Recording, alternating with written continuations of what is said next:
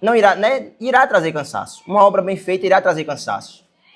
Então, nós sabemos muito bem, no nosso dia a dia, que quando nós fazemos as coisas com pressa, por emoção, quando fazemos as coisas com agitação, nós sabemos muito bem que as coisas não saem boas. Quer seja uma comida em nossos lares, quer seja até cuidar dos nossos filhos, auxiliar nossos filhos. Nós sabemos muito bem disso. Na nossa profissão, sabemos que quanto mais focamos naquilo, mais aquilo sai com excelência. Quanto mais nós temos planos, né, e nós pensamos e meditamos, colocamos no papel, né, e damos tempo para aquilo, aquilo sai com mais excelência. Então, esse estudo também é assim, se vocês perceberem, né, eu sempre gosto de tratar desses estudos de uma forma intensa. Então, eu falo sobre um assunto, eu falo 4, 5, 6, 8, 10 vezes, vai depender, né, de como a Bíblia revelou aquilo. Então, esse estudo de membresia, ele é fundamental para nós. Ele é fundamental. Nenhuma igreja é saudável se não estudar exaustivamente o que ela é. Nenhuma igreja vai ser saudável. Se vocês não estudarem, por exemplo, quem vocês são, né, o homem como homem, a mulher como mulher, vocês não irão entregar aquilo que a Bíblia nos chama a entregar. No casamento, na criação dos filhos, no trabalho, com o irmão. Então, bem assim é a igreja, bem assim é o corpo. Se nós não estudarmos isso aqui exaustivamente, né, e deixarmos um pouco a emoção de lado, ou o desejo, talvez, né, por outros estudos de lado, nós acabamos fazendo uma fundação muito fraca. E com o tempo essa fundação vai rachando, né? Não foram colocados nela o material correto e ela vai se diluindo. Então, assim também é uma igreja que ela não estuda exaustivamente o que ela é e como ela vive. Por isso eu gosto de focar muito no estudo sobre membresia, no estudo sobre igreja, na eclesiologia da igreja, porque eu sei a necessidade que cada membro tem de conhecer esse assunto. E eu sei que vocês não serão saudáveis também se vocês não estiverem na igreja saudável. O que fará da fé de vocês saudáveis é a igreja saudável, é o povo que convive com vocês sendo saudável. Um povo sendo santo, um povo sendo sábio, sendo ajuizado. Então é por isso que eu foco bastante, né, quando eu vou falar sobre um tema.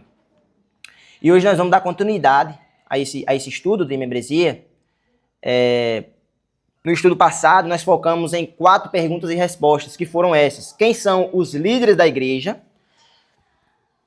Quem levanta os líderes na igreja? Quem reconhece esses líderes? E quais são as evidências ou qualificações que esses líderes devem ter? Então, isso é fundamental para uma igreja. Isso é fundamental para cada um de vocês.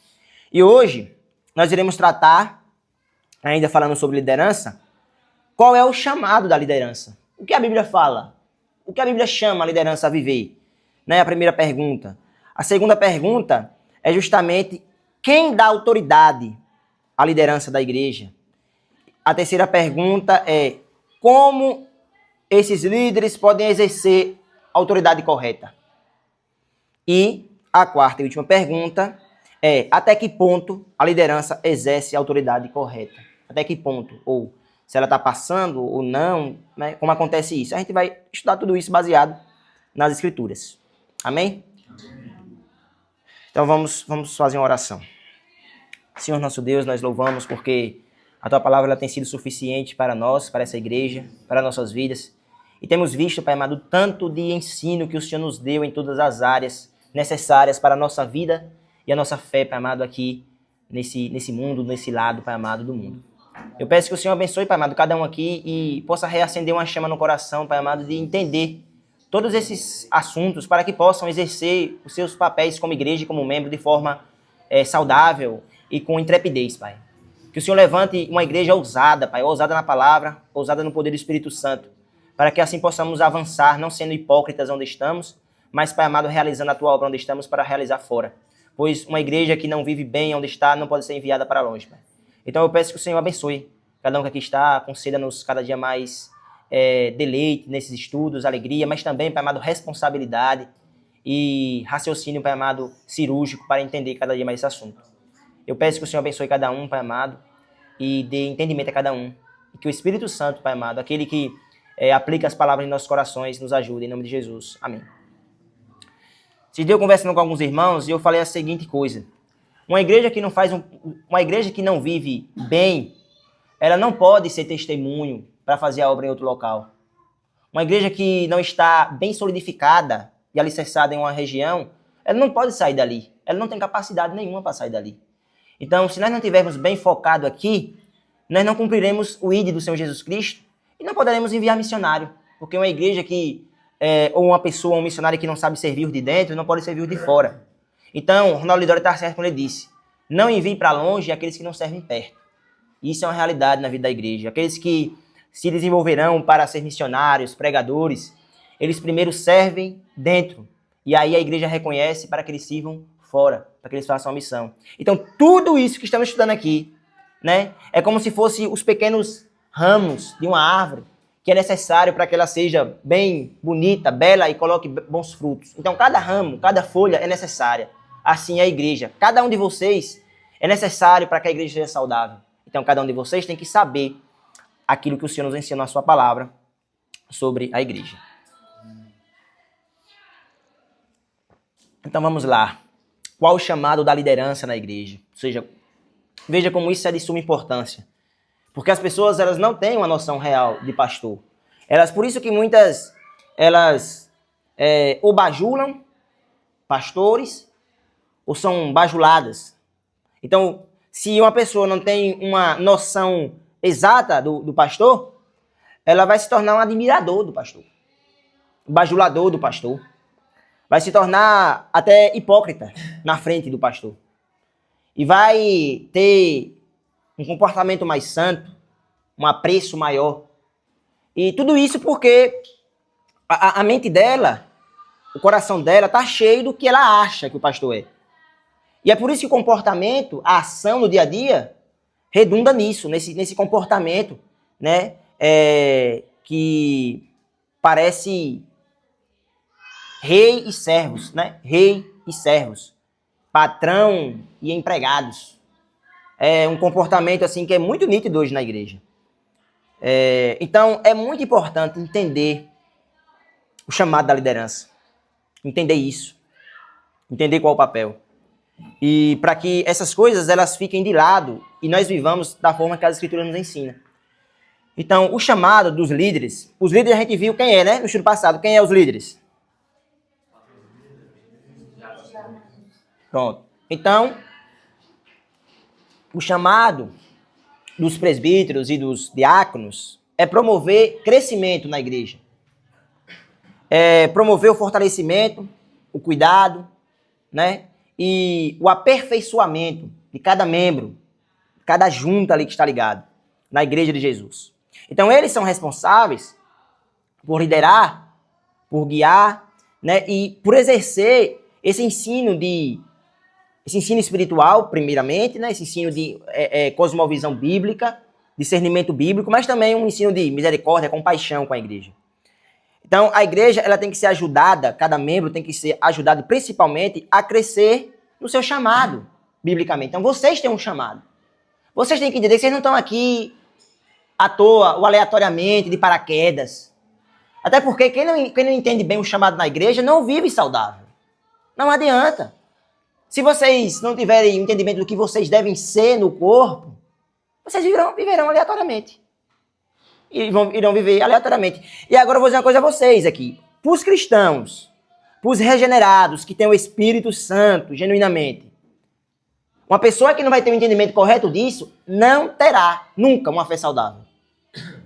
Não terá. Não adianta. Porque, meu irmão, quando nós fazemos, por exemplo, esse objeto aqui que é um púlpito, ele é um púlpito. Ele serve para algo. Quando a gente, por exemplo, né, os homens fazem um copo desse descartável aqui, ele serve para alguma coisa. Então ele exerce ou serve para algo. Mas, por exemplo, esse copo não serve para colocar o notebook em cima. Entende? Então, se esse copo não estiver no lugar dele, fazendo a função dele, ele não presta para nada. E é assim também em nossas vidas. Quando nós não estamos naquilo que fomos chamados, e quem vai dizer isso é a palavra de Deus, nós vivemos essa vida muitas vezes fadonha, sabe? Cansada, temos uma fé muito morna. Por quê? Porque muitas vezes não estamos no local correto. parece que não sentimos, né, essa dinâmica da igreja, não conseguimos, como é que eu falo, se juntar, né, estar ali com os irmãos, e é uma coisa aleatória, uma coisa vaga e até chata, né? Chata, essa é a palavra melhor. Vem num culto no domingo e acha que isso é essa igreja, vê os irmãos ali meia hora, pronto, vai embora para sua casa, passa a semana, e acha que isso é viver igreja, viver o corpo. E normalmente essas pessoas ficam com muito defeito espiritual, muito defeito espiritual. Porque foram colocadas para viver de uma forma, de um jeito, em uma certa dinâmica, com uma certa alegria realmente no meio do povo de Deus, mas não conseguem exercer isso. Então, por isso que esses estudos são fundamentais. Então, é a liderança que ensina a igreja a servir a Deus e uns aos outros. Por conta disso que está acontecendo agora aqui, eu estou ensinando vocês. E dessa forma, cada pessoa cresce espiritualmente, cresce na graça, cresce no conhecimento. Vou fazer a pergunta a vocês. Vocês acham que realmente tem como crescer no conhecimento de Cristo sem servir? É possível? É possível alguém crescer no conhecimento de Jesus sem servir? Não é possível. Você percebe que as pessoas que crescem só intelectualmente só conhecem a doutrina, a teologia. A cabeça incha e o corpo murcha. É igual aqueles homens que só faz academia pros braços. Daqui para cima é cheio, daqui para baixo é fino. Assim, é uma pessoa que só ouve de Cristo intelectualmente. Se você não crescer em serviço, você não prova de Cristo. Primeiro, você não consegue provar, você não consegue crescer, você não consegue se deleitar em Cristo. Porque a vida cristã, ela é uma vida marcada pelo serviço abnegado. E Cristo, quando ele veio ao mundo, ele viveu de tal forma e nos chamou a imitar ele no modo de vida. Então, meus irmãos, quando vocês verem um homem sofrendo, né, por fazer a missão, quando vocês verem um homem como o apóstolo Paulo, que era massacrado, humilhado, vocês digam assim, eita, olha, coitado desse homem, coitado de você. Coitado de você, esse homem está cheio do Espírito Santo. Esse homem está cheio da presença. Esse homem lê a Bíblia faz sentido para ele experimenta a Bíblia. Então, coitado daquele que acha que Paulo é coitado. Quando você vê um homem apanhando para pregar o evangelho, coitado de você que nunca apanhou, que nunca quis constranger ninguém com a pregação. Entendeu?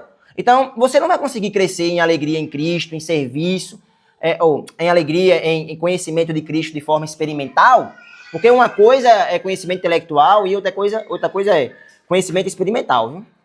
Então, por isso que existem muitos teólogos com muito conhecimento intelectual e são feras. Mas na área do experimentar, na área do viver piedosamente, do viver de forma ali bíblica, aquela vida simples não conseguem entregar. Porque eles só sabem botar isso tudo na cabeça. O coração está mais seco e mais apagado que uma fogueira de 30 dias lá no mato. Então, meu irmão, se você não cresce assim, você não sabe o seu chamado, será muito difícil para você viver essa alegria que muitos conseguem provar. Então, a liderança que ensina a igreja a servir a Deus e uns aos outros, essa liderança está sendo saudável e está formando uma igreja saudável, bíblica. Agora, a liderança verdadeiramente sabe que todos os cristãos nascem como bebês. A Bíblia descreve isso, né? Que nós somos bebês no começo da fé.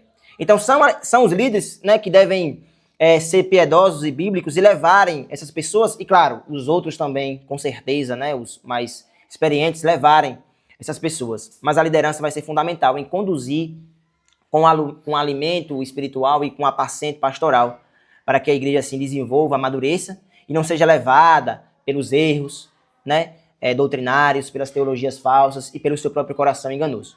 Então, quanto mais crescemos, mais perfeitos como um corpo, nós nos tornamos juntos.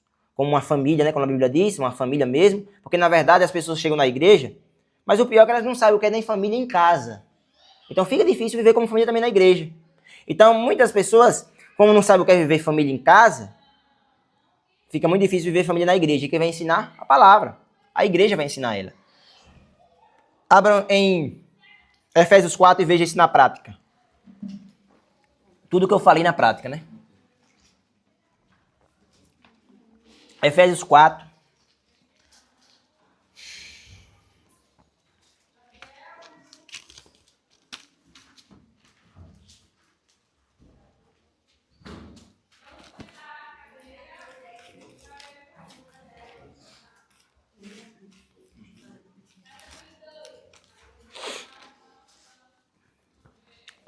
Veja como é interessante esse ensino aí. Efésios 4, a partir do 11, viu? Vai dizer assim, ó. E ele mesmo concedeu uns para apóstolos, outros para profetas, outros para evangelistas e outros para pastores e mestres. Para quê? Com vistas ao aperfeiçoamento da igreja, ou dos santos, para o desempenho do seu serviço, para a edificação do corpo de Cristo.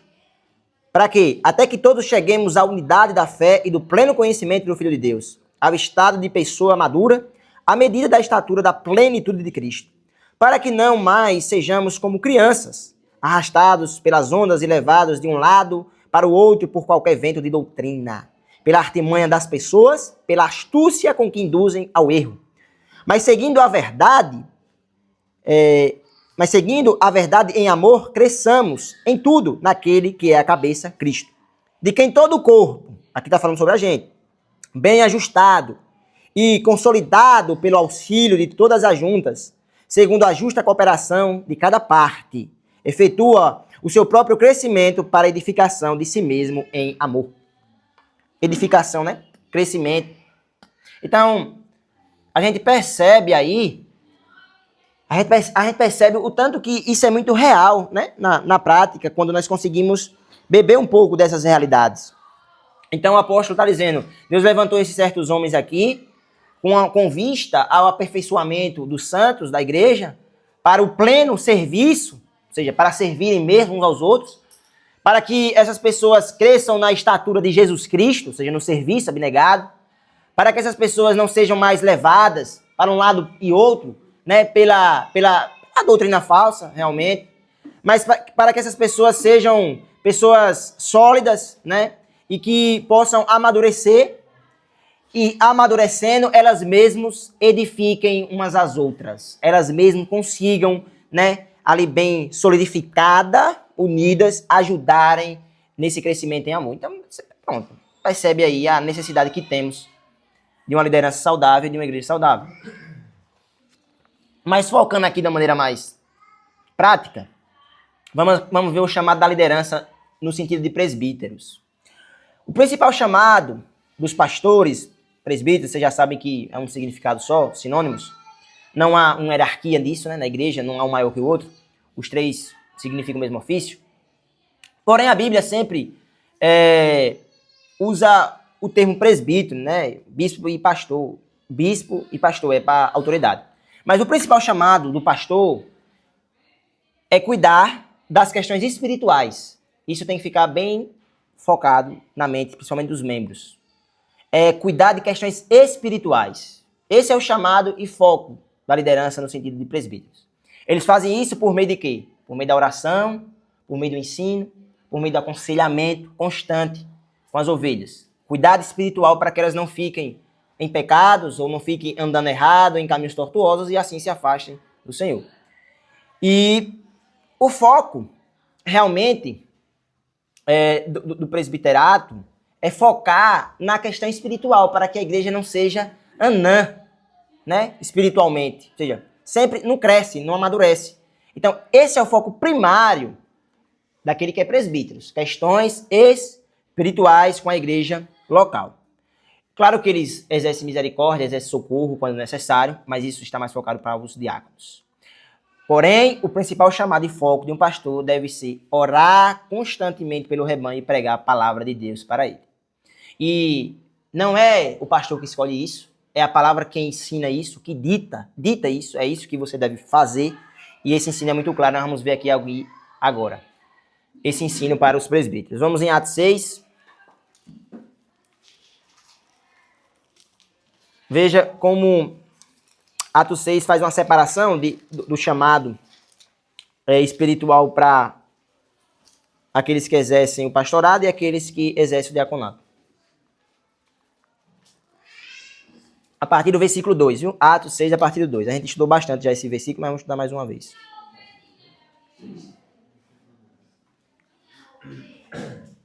Diz assim: Então os 12 convocaram a comunidade dos discípulos e disseram: Não é correto que nós abandonemos a palavra de Deus para servir às mesas. Por isso, irmãos, escolham entre vocês 7 homens de boa reputação, cheios do Espírito Santo e de sabedoria, para os encarregarmos desse serviço. Quanto a nós, nos consagraremos à oração e ao ministério da... Então, existe aqui uma separação clara, né, em Atos 6, que tem que ser muito entendida por nós para botarmos isso na prática. Então, os diáconos, eles ficam com esse serviço de misericórdia e socorro nas mesas, isso é, nas necessidades temporais. E os presbíteros se dedicam à oração e o ministério da pregação. Percebe aí esse ensino claro? Vamos para as cartas pastorais. 1 Timóteo. Aqui vocês têm que ler muita Bíblia para aprender a abrir ligeiro. 1 Timóteo.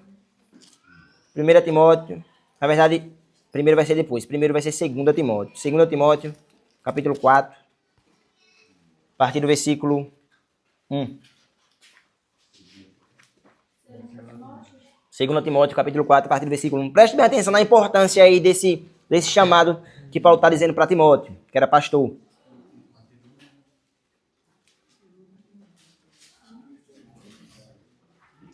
Aqueles que tiverem dificuldade de achar, escute, eu vou ler aqui, ó. Diante de Deus e de Cristo Jesus, que há de julgar vivos e mortos, pela sua manifestação e pelo seu reino, peça a você com insistência que pregue a palavra. Insista, quer você seja oportuno, quer não. Corrija, repreende, exorte, com toda a paciência e doutrina. Pois virá o tempo em que não suportarão a sã doutrina, pelo contrário, se rodearão de mestres, segundo as suas próprias cobiças, como que sentindo coceira nos ouvidos. Eles se recusarão a dar ouvidos à verdade, entregando-se a fábulas. Até aí. Então, Paulo está dizendo, Timóteo, esse é seu foco. Pregue a palavra. Ensine a palavra. Corrija com a palavra. Exorte com a palavra. Porque vai ter um tempo, já tinha com certeza no tempo dele, que não vão suportar a sã pregação através da sã doutrina. E eles vão se rodear de pessoas que lhes satisfaçam o que elas querem ouvir. Então, Timóteo, você não faça isso, você pregue a palavra. Por isso que o presbítero tem que ter esse foco intenso. Tem que ser como um fogo que nunca apaga. 2 Timóteo 2,15 agora. Segunda. 2,15. Veja como é importante aí o líder, o presbítero, se apresentar a Deus aprovado. Procure apresentar-se a Deus aprovado, como obreiro que não tem de que se envergonhar e que maneja bem a palavra da verdade. Veja a importância, é 2 Timóteo 2,15, viu? Veja a importância de um presbítero ser bem equipado, né, na palavra, preparado, aprovado. Ele tem que, claro, ser correto em tudo, mas também ele tem que manejar a palavra. Isso ele tem que ser dominado por ela, para que através dela ele consiga exercer essa primazia na pregação e no aconselhamento em toda e qualquer circunstância, porque a Bíblia fala que em toda e qualquer circunstância na vida das ovelhas, a palavra ela é suficiente. Quer seja questão terrena, espiritual, emocional ou o que vier aí, vocês imaginarem, de tudo, a palavra é suficiente para guiar a mente e o coração do povo de Deus. Então, o obreiro, o presbítero, ele tem que estar muito ali focado no ensino, na pregação, tem que ensinar a igreja exaustivamente, realmente, a palavra. Agora, 1 Timóteo 5,17, veja como ele vai falar a questão de ser pessoas que se afadigam, se esforçam na palavra. 1 Timóteo 5,17.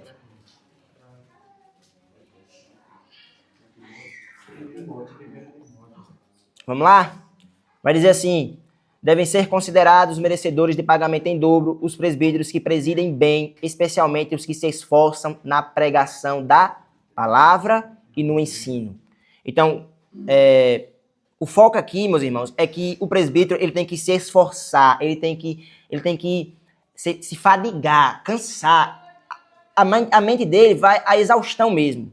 Eu gosto de uma frase de Martim Lutero, que Martim Lutero ele era muito confrontado, né, na época, e até hoje muitos presbíteros são. Porque algumas pessoas diziam assim, o presbítero não foi chamado para trabalhar não, né? Trabalhar fora, no caso, né? Exercer algum papel fora. E aí as pessoas falavam assim, porque só fica presbítero que não trabalha, pastor que não trabalha, fica só em casa de boa.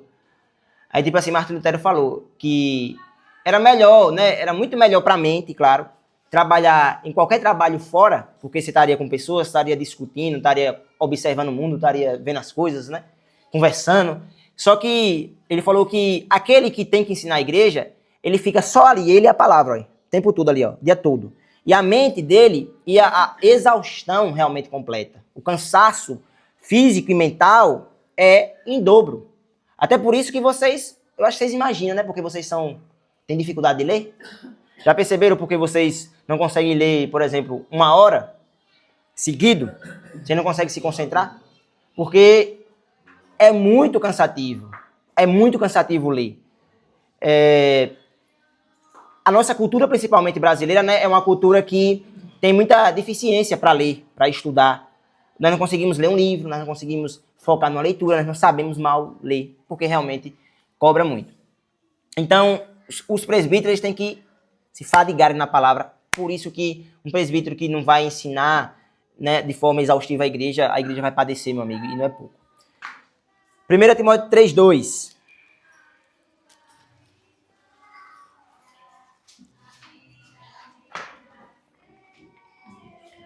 É só a parte final. É necessário, pois, que o presbítero seja irrepreensível, esposo de uma só mulher, moderado, sensato, modesto, hospitaleiro e apto para ensinar. Ou seja, então, um presbítero que ele não é apto é alguém que tem facilidade mesmo, né? Alguém que foi dotado, que Deus deu o dom para ensinar. Então, o cuidado de um presbítero, de um pastor, é sempre no foco espiritual. E para que, Vinícius? A igreja saber disso tudo? Para que a igreja saber disso? Vocês podem me responder aí?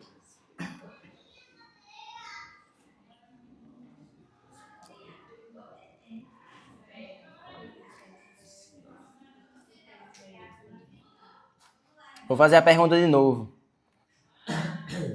Por que o cuidado? Porque o presbítero é chamado para ter esse cuidado, esse foco espiritual. E por que a igreja tem que saber disso? Por que a igreja tem que saber? Porque vocês têm que saber disso. Oi?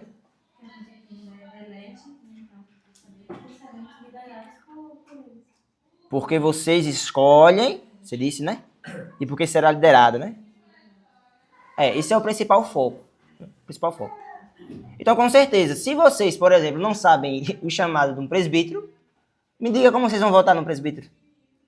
Por que a nação brasileira padece quando escolhe seus políticos? Porque não sabe o que o político faz. Nem o político que entra sabe o que ele faz. Primeiro que ele é um servo da sociedade, um servo, está no lugar de serviço. Ele tem que viver uma vida abnegada pela sociedade.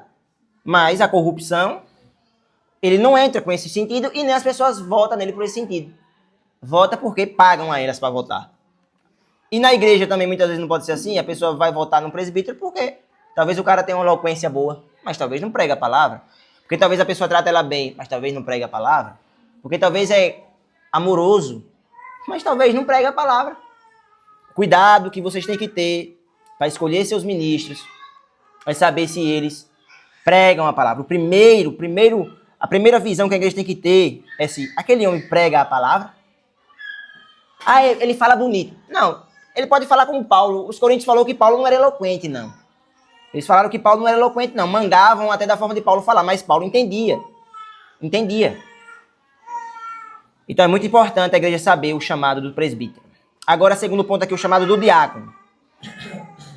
Os diáconos são responsáveis pelo cuidado temporal. Se o presbítero é pelo cuidado espiritual, o diácono é pelo cuidado temporal e terreno da igreja.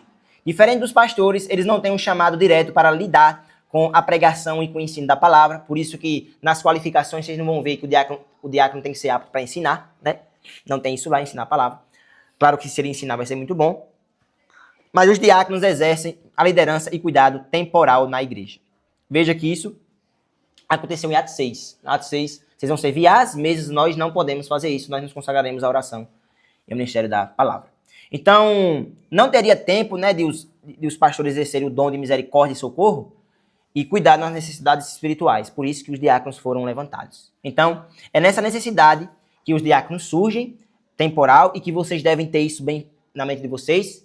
Então, aqueles que aspiram diaconato têm que saber isso muito bem, e aqueles que irão escolher seus diáconos têm que saber disso também muito bem, que eles têm que exercer esse cuidado terreno com os necessitados, com os que estão passando por alguma luta, né, dificuldade, até na área financeira. Tem diáconos que são experientes em dizer assim, porque ó, hoje, no nosso país, as pessoas elas não têm dificuldade em ganhar dinheiro, elas têm dificuldade em administrar o dinheiro. Então, na maioria das vezes, principalmente no nosso contexto, as pessoas não são pobres, elas são más administradoras do que ganham. Porque a pobreza escassa no sentido brasileiro, ela está abaixo de R$200 por mês. Claro que isso é pobreza, né? A gente tem que tratar disso porque a igreja tem que saber disso. Mas o principal problema hoje nosso é que nós não sabemos administrar. Então tem pessoas que ganham, por exemplo, R$5.000, mas tem pessoas que com um salário mínimo vivem melhor que ela. Quantas? Quantas não são assim? Quantas não vivem melhor com R$1.000 do que muitos que vivem com R$4.000? Que estão em dívidas, atolados em dívidas, sabe? Porque não sabem administrar, não sabe até onde ir, não sabe até onde ficar. E aí, muitas vezes, um diácono, claro, um presbítero também pode tratar disso, pode ajudar nisso, né? Inclusive, eu acho que todas as vezes que uma igreja está iniciando, uma pessoa está se convertendo, 80% das pessoas vêm com dificuldades financeiras, vêm com não saber gerir. E naturalmente, Deus vai guiando essa pessoa através da palavra, essa pessoa vai dizendo assim, não precisa gastar nisso, não precisa gastar naquilo. Então, nós somos um povo que gastamos muito de forma errada. Nós esbanjamos e gastamos com vaidades e coisas que não era para ser gastada, né? A verdade é essa. E as pessoas gastam seus dinheiro para esbanjar suas vaidades internas do coração. E as pessoas, hoje mesmo, meus irmãos, com essa questão de internet, de Shein, de Mercado Livre, as pessoas, elas são tão tolas, porque elas trabalham para esse sistema. O sistema consegue vencê-las pela propaganda, e o sistema consegue ocupar o lugar de Deus na vida delas. E elas gastam com aquilo que não convém. E é pecado. Isso é pecado, e um pecado desgraçado, que faz você fechar sua mão para o necessitado para gastar naquilo que não é necessário. Isso é um pecado grave. E Jesus irá no último dia falar, tive fome, não me deram de comer, tive sede, não me deram de beber, era forasteiro, não foram me visitar, estava doente, não foram me visitar, entendeu? Estava sem casa, não me hospedaram. E aqui, ó, aqui, eu não vou dizer todos, porque eu não conheço 100% de todos, mas quem eu conheço aqui da membresia, todos têm capacidade para exercer o seu chamado no sentido do administrativo financeiro de forma excelente. Excelente. Não conheço aqui e eu procuro saber de irmãos que, tem irmãos que estão passando necessidade. Estou falando dos que eu conheço. Não conheço. E se eles estão assim, é porque estão mentindo para mim, né? Estão mentindo para mim. Agora, uma coisa tem que ser falada. Diáconos têm que estar preparados para lidar com isso. Claro que não vão adentrar nisso como se fosse quebrando a porta, mas tem que, com sabedoria, conduzir o rebanho na questão terrena e saber administrar isso muito bem. Por isso que o diácono ele tem que ter essa sabedoria para lidar com as questões terrenas das pessoas que passam necessidade. E eu acho que a necessidade, ela não está ligada só com a necessidade da falta do dinheiro, né? Porque as pessoas sempre associam a necessidade terrena com a falta do dinheiro, a falta de ter o dinheiro. A necessidade, biblicamente, não está só nisso. A necessidade está também na forma de não saber gastar o dinheiro. Jesus ensinou isso muito bem nas parábolas, e o apóstolo Paulo ensina isso muito bem também nas cartas. Que o dinheiro não deve ser gastado naquilo que não é pão e naquilo que é necessidade. A Bíblia fala, trabalhe para que tenha como acudir o necessitado. Trabalhe para isso. A visão da Bíblia é totalmente o contrário. Então, veja bem aí o que os diáconos iam fazer em Atos 6. Vamos voltar para Atos 6.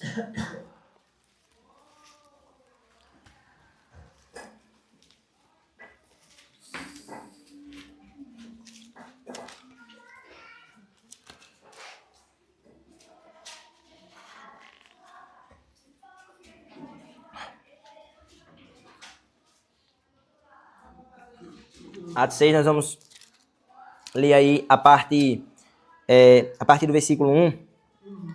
Veja aí a necessidade que a igreja tinha. Naqueles dias, aumentando o número dos discípulos, houve uma murmuração dos helenistas contra os hebreus, porque as viúvas deles estavam sendo esquecidas na distribuição diária.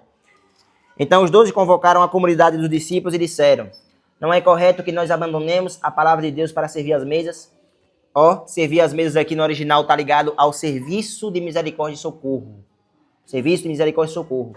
Por isso, irmãos, escolham entre vocês 7 homens de boa reputação, cheios do Espírito Santo e de sabedoria, para o encarregarmos desse serviço. Até aí. Então, o diácono ele foi levantado por conta dessa necessidade na igreja, que é servir as mesas. E informo novamente, servir as mesas não está ligado somente a acudir uma pessoa que está passando fome. Servir as mesas está ligado a cuidar das questões temporais da igreja. Então, o que eu fico vendo hoje na igreja, quando eu vejo isso, irmãos, quando eu vejo a igreja neotestamentária de Atos, e eu vejo a nossa igreja hoje, eu falo aqui por nós mesmos, eu falo por nós, eu estou pegando essa igreja aqui, e eu vejo a diferença que nós estamos deles, né? Nessa questão. Nós somos uma igreja, aqui eu já sei que tem alguns que já fazem isso, mas nós somos uma igreja que nós não procuramos saber as necessidades do reino. Nós não procuramos saber como estão as necessidades dos nossos irmãos em perseguição. As pessoas parecem que elas não estão atentas, que elas foram chamadas para um reino. E esse reino tem pessoas. E nesse reino, Jesus disse para cuidarmos dessas pessoas. E aí o que eu fico assim assustado é com pessoas que se dizem cristãs, que têm o Espírito Santo, mas que muitas vezes elas não têm sensibilidade para deixar de comer um lanche para investir, por exemplo, na vida do irmão que está passando perseguição. E é isso que eu não entendo. Eu não entendo como tem pessoas aqui nessa igreja ainda, que eu bato nessa tecla há muito tempo, que nunca separaram uma certa quantia como oferta para enviar para os nossos irmãos necessitados. Eu fiz um vídeo no Instagram esses dias, e o interessante é que parece que quando não é vídeo de debate, a coisa repercute mais. Agora, quando é vídeo sobre uma causa muito maior, que era a causa dos nossos irmãos em perseguição, eu percebo que a igreja é desleixada. Então, esse espírito na igreja, ele é um espírito totalmente anticristão, totalmente antibíblico, né? E assim, eu vou frisar isso aqui hoje, porque vocês devem acordar para isso. Então vocês ficam no Instagram vendo notícias tolas e perdendo tempo com essas notícias, essas balelas, vendo a vida dos outros, vendo o que está acontecendo no mundo, e não conseguem tirar meia hora do dia para dizer, não, vou ver aqui como está a perseguição no mundo. Vou ver as informações aqui dos meus irmãos perseguidos, como tá e o que eu posso fazer. Então, assim, eu não entendo, né, realmente. Tudo bem quando a pessoa não tem esse ensino. Mas quando a pessoa tem esse ensino, mesmo assim, endurece o coração para isso, porque não fazer isso é endurecer o coração, é não ter misericórdia e piedade com um membro, né, do corpo. Isso mostra uma fé, assim, muito problemática. Muito problemática. Mostra um cristianismo muito problemático. Porque aquelas palavras de Jesus Cristo, ele está falando ali, meus irmãos, dos que entrariam no reino. Mateus capítulo 25, quando ele fala assim, vinde benditos de meu Pai, possuir o reino, as palavras seguintes porque tive fome, me deram de comer. Então, ele está falando de uma fé prática, operante, misericordiosa, piedosa. E a fé dessa igreja aqui, de alguns irmãos, ainda não se encontra dessa forma. Então, eu aproveito aqui para dizer a vocês, abram os olhos de vocês, porque vocês podem receber um anátema no último dia e dizer assim, por que, Senhor? Porque tive fome e não me deram de comer, porque tive sede e não me deram de beber. E vocês ficam no Instagram que eu sei porque eu sigo vocês, eu vejo as postagens. Entendeu? Então, assim, acordem e pesquisem. Pesquisem sobre a perseguição. Tira um dia da semana para isso. Peraí, irmã. Tira um dia da semana para isso. Recebam as revistas Portas Abertas. Tem várias instituições missionárias que lidam com os 400 milhões de cristãos perseguidos. E eu falo perseguidos em situações vulneráveis. Não é perseguido no sentido diferente, não. É vulnerável. É passando fome, sede, não tendo teto, não tendo remédio. Então é uma vergonha para nós como igreja não crescermos nisso e não operarmos isso. Então eu espero que vocês sejam incomodados, entristecidos e o Espírito Santo age no coração de vocês para que vocês não sejam encontrados em falta no último dia. Quem quer falar alguma coisa? Alguém me chamou? Alguém falou algo?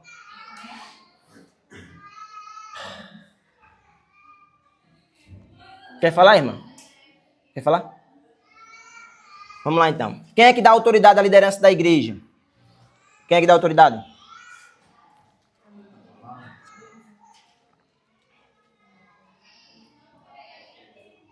Palavra guia, né? Reconhece. Deus. Deus levanta, a gente viu um pouco sobre isso no passado. Deus levanta porque ele falou: levantarei pastores segundo o meu coração que vos apacente com conhecimento e sinceridade. Acho que é algo assim. Mas, de qualquer forma, é Deus quem concede, né, a autoridade, a liderança. Vamos ver isso em Hebreus 13, 17.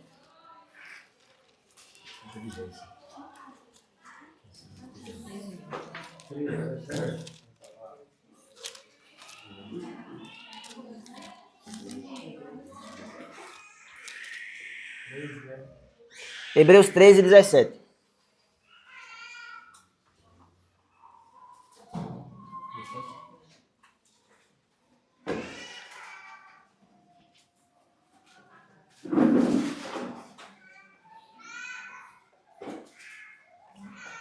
Vai dizer assim: obedeçam os seus líderes e sejam submissos a eles, pois eram pela alma de vocês como quem deve prestar contas. Que eles possam fazer isto com alegria e não gemendo, do contrário, isso não trará proveito para nenhum de vocês. Então, quem concedeu essa liderança aos líderes foi Deus. A igreja apenas reconheceu e colocou eles lá. Vamos voltar para 1 Tessalonicenses. 1 Tessalonicenses, capítulo 5. Versículo 12 e 13.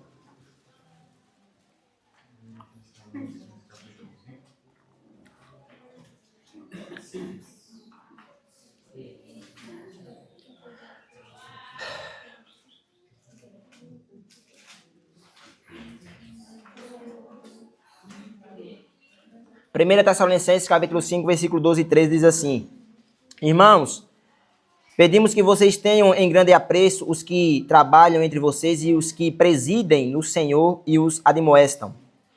Tenham essas pessoas em máxima consideração com amor por causa do trabalho que realizam e vivam em paz uns com os outros. Então, quem concede essa liderança aos presbíteros da igreja, a diáconos, é Deus, né?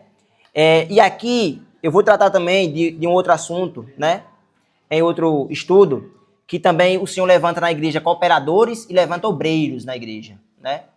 Eles não são uma autoridade no sentido realmente assim de presidir, mas ainda assim eles são alguém que a igreja deve reconhecer muito bem e respeitá-los. Mas no próximo estudo eu vou tratar disso, porque aqui já vai para outra área. Mas quem dá essa autoridade, a liderança, é Deus, né? E é por isso que vocês têm que reconhecer bem quem foi que Deus deu essa autoridade e o chamou para o presbiterato, o diaconato.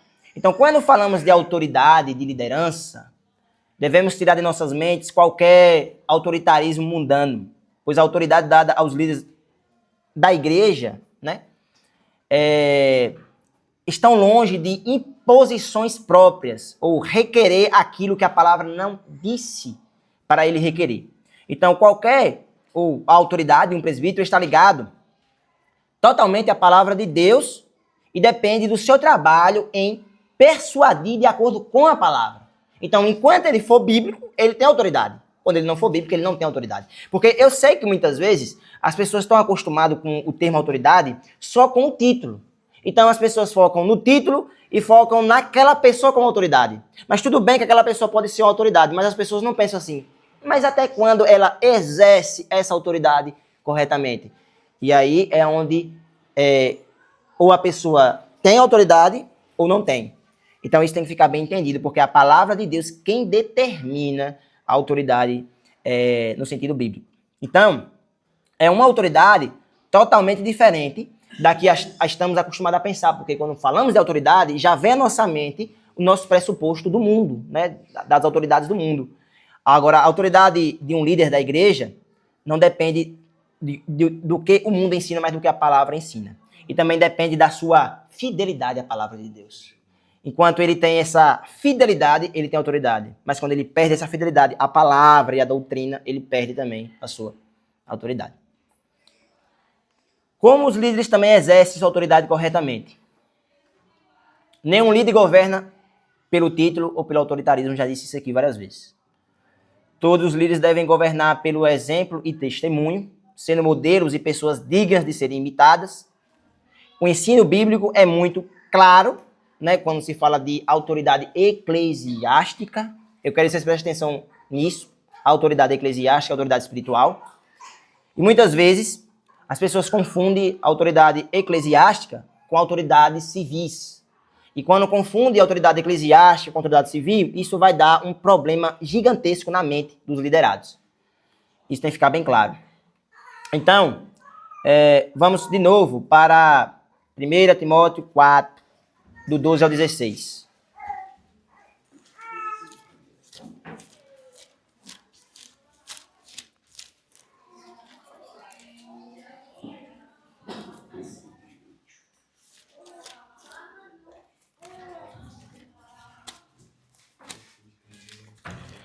Veja como é interessante, como Paulo vai falar a Timóteo.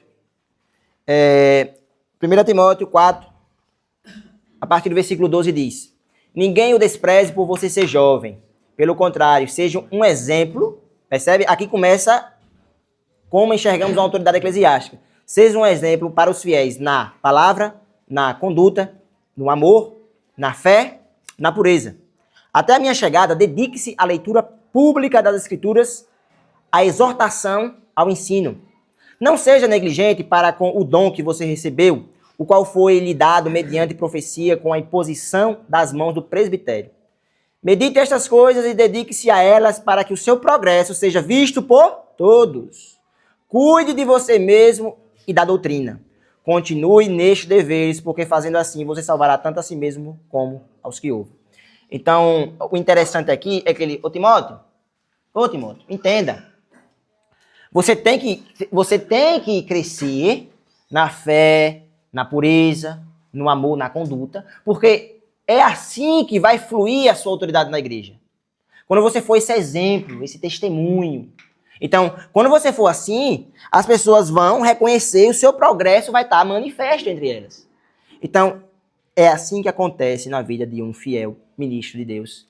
E aí também vai, o que Paulo diz, né? Sede meus imitadores como eu sou de Cristo, e observem os que vivem segundo o modelo que viram em nós. Porque digo até chorando que uns, né? Isso, se tornaram inimigos da cruz e o seu Deus é o ventre. Então, Vinícius, isso aqui é difícil. Então, a autoridade, principalmente eclesiástica, ela tem que ser como Paulo. Tem que ser como Paulo. Porque ele falou assim, olha, observem os que vivem segundo o modelo que viram em mim. Então, ele se coloca como exemplo para qualquer autoridade eclesiástica. E a gente sabe muito bem como Paulo lidera, né? A gente sabe muito bem. Vamos para Filipenses. Vamos para Filipenses agora. Eu quero que vocês foquem bem nisso, porque se vocês focarem nisso e aprenderem, as duas coisas vão cooperar. Vocês serão membros no caminho certo, porque terão uma liderança certa.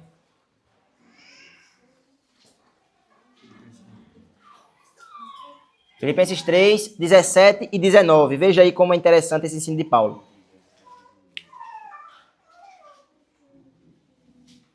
Eu acho.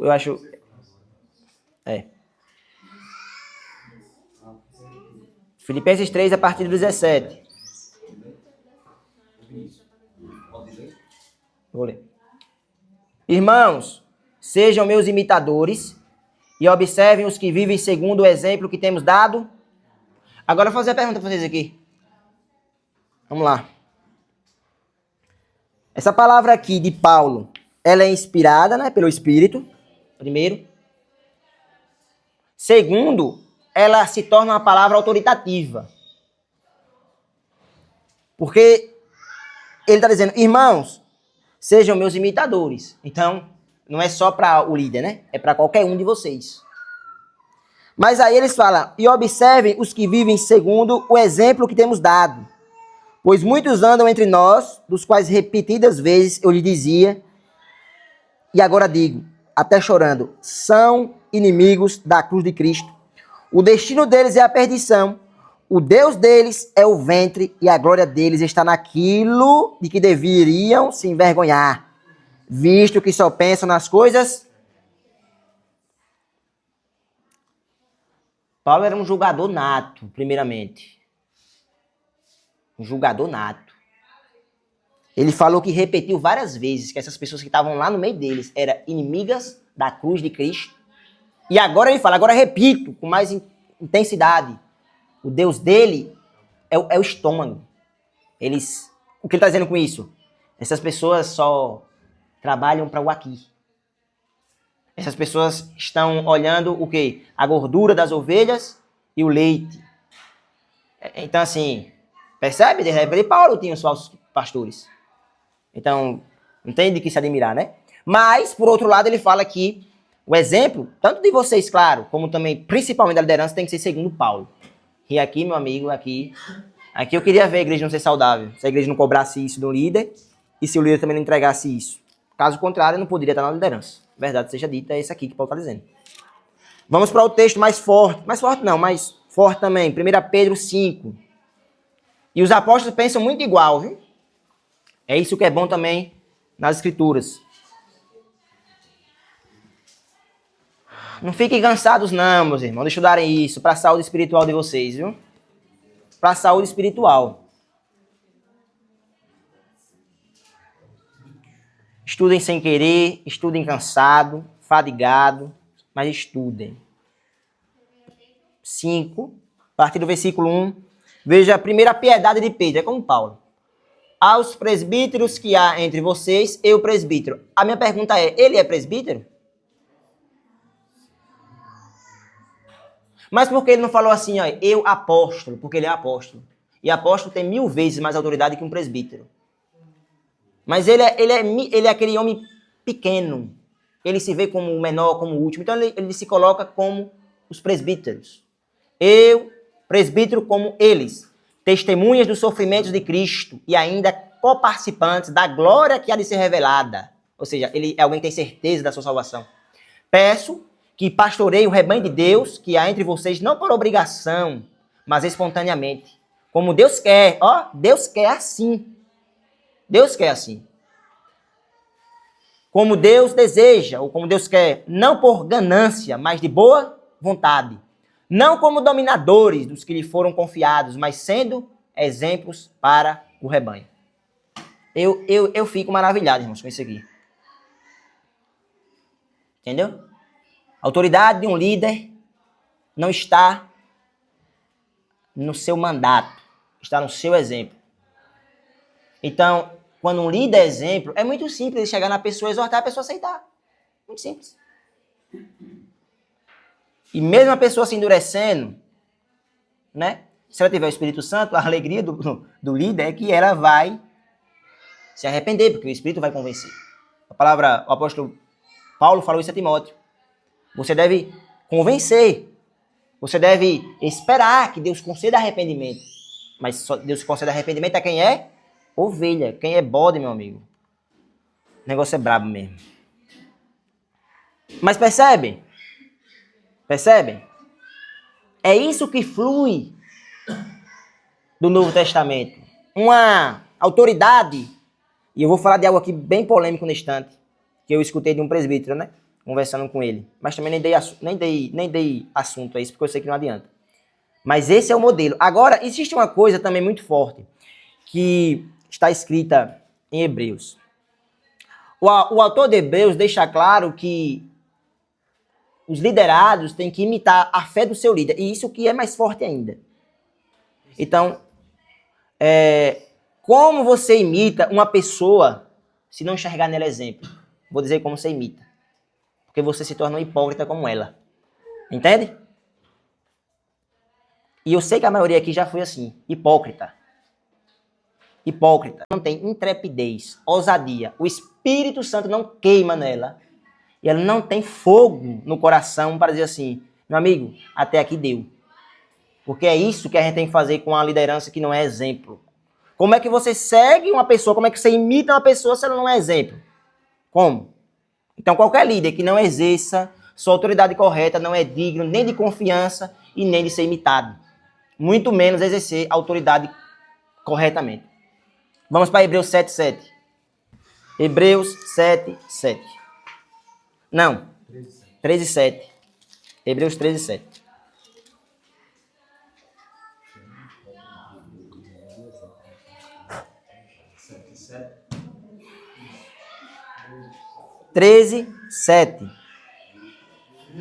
Veja como é importante essa passagem. Lembrem-se dos seus líderes, os quais pregaram a palavra de Deus a vocês. Como ele diz, e considerando atentamente o fim da vida deles, imitem a fé que tiveram. Primeiro que um líder, diga-se de passagem, ele é muito observado por todos. Muito observado. É por isso que qualquer erro de um líder, o irmão já quer. Entendeu? Só quer achar isso. Mas você fez isso também. Porque é muito observado e é assim, tem que ser assim mesmo. Mas o interessante aqui nessa passagem é que o apóstolo Paulo diz, imite a fé que eles tiveram. Aí eu pergunto, como isso vai funcionar na prática? Se o líder não tem exemplo de fé, me fale. Percebe que não existe autoritarismo por título no Novo Testamento, mas existe uma autoridade pelo exemplo e o testemunho? Então, meus irmãos, a autoridade não brota da posição. No reino não funciona assim. Jesus falou, vocês sabem que os maiorais exercem autoridade entre vocês e mandam em tudo. Mas entre vocês, não é assim. O maior será o menor. O primeiro será o último. E quem quiser ser o maior, seja o menor. Quem quiser ser o primeiro, seja o último. Percebe? Porque é pelo exemplo.